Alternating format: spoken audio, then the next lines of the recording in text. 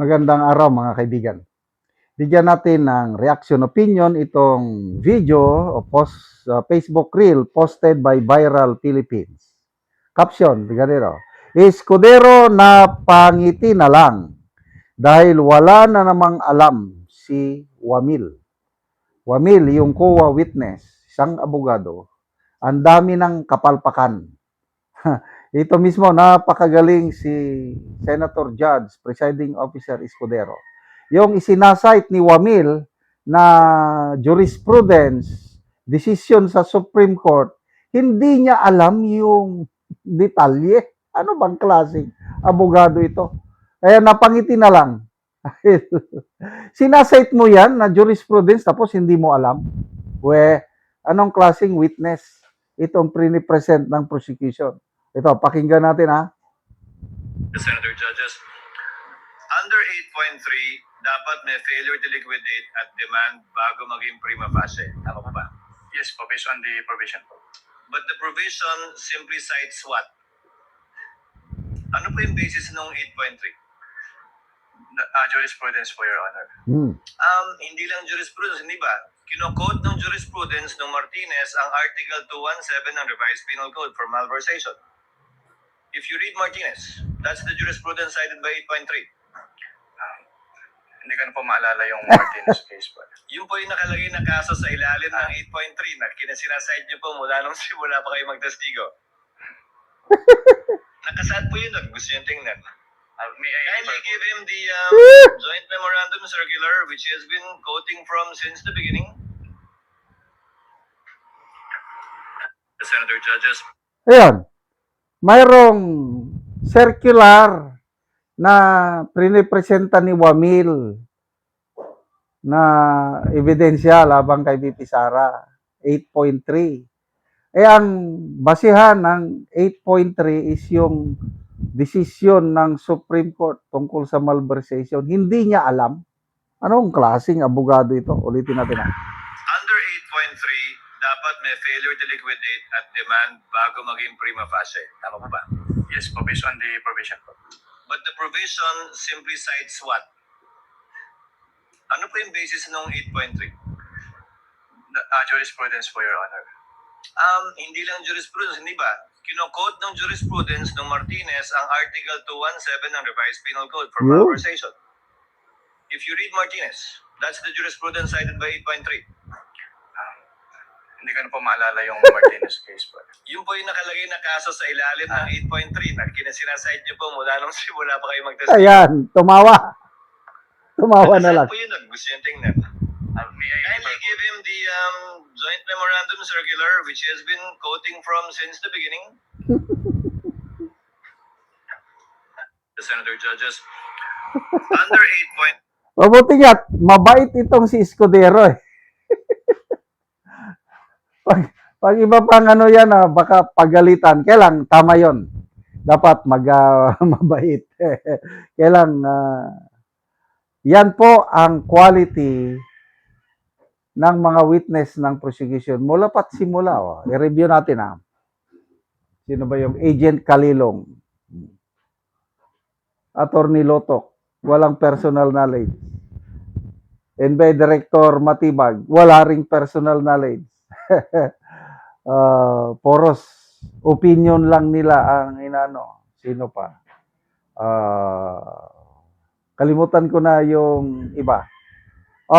I think sa COA, ito ang pinakaunang witness. Tama ba? So, pang-apat na witness na ito, puros kapalpakan eh. Hindi alam. Kailangan mo pang i-review. So, tapos sasabihin ng Team Luistro, panalo daw sila. More than perfect daw ang score, 11 out of 10. So, naka 13 days of trial na tayo. More than 300 million pesos na ang nagagastos ng taong bayan to support this trial. Anong napapala ng taong bayan? Wala, sayang lang.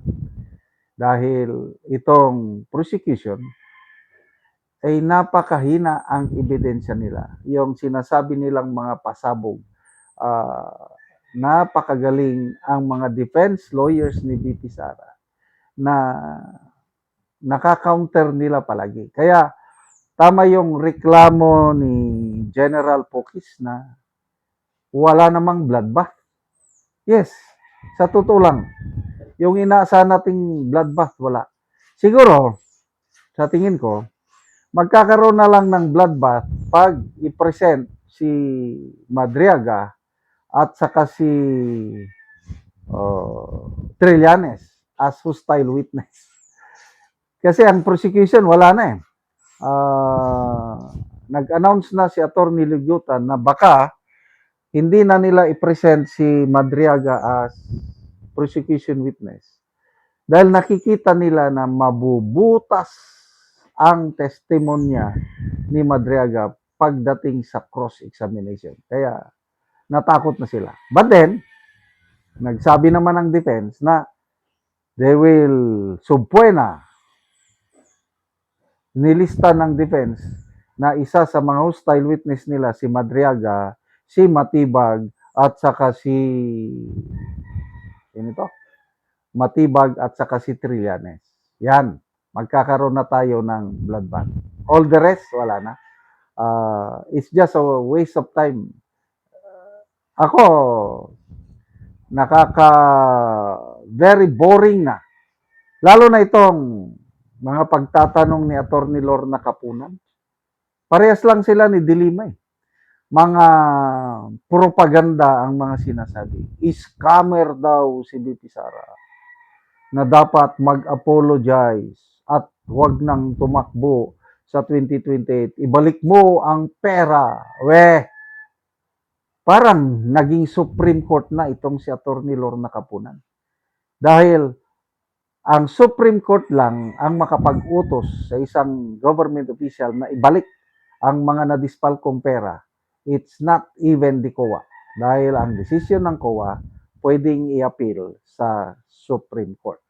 Salamat mga kaibigan sa inyong pagsubaybay sa channel nito.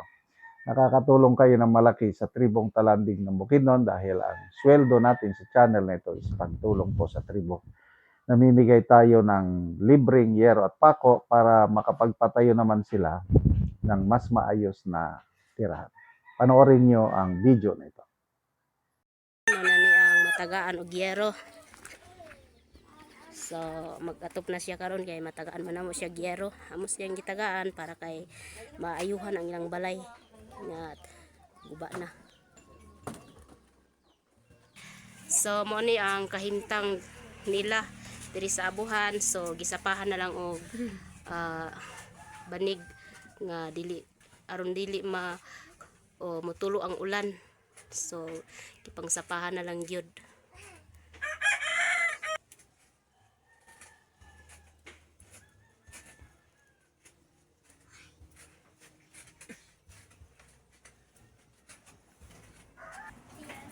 So muna yung ilang kahimtang. So ginapuyan pa ni nila. So kung ulan, so tulo na gid kaayo. So gituluan na gid kaayo kung muulan. So karon pila na ikatuig ining balay nga nung tuluan naman kaayo. 5 So 5 years na kay anak. na So pila ka buki mong anak? 2. So 2 imong anak. Salamat sa Ginoo nagpatok net karon. Oh, so makatop na gid mo karon kay natagaan mo gyero.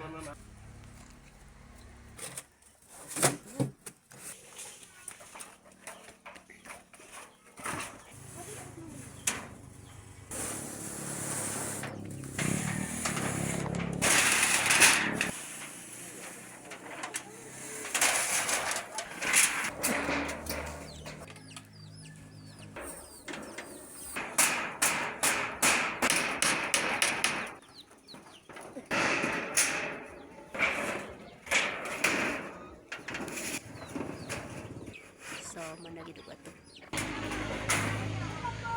So karon managid og So managyod og atop. So nindot na kaayo. Salamat sa Ginoo sa nagsponsor. Nga napulihan na inyong atop. Napulian ang mong atop. Oh, so dako gyud yung pasalamat kay dili na mo tuluan. So salamat pod.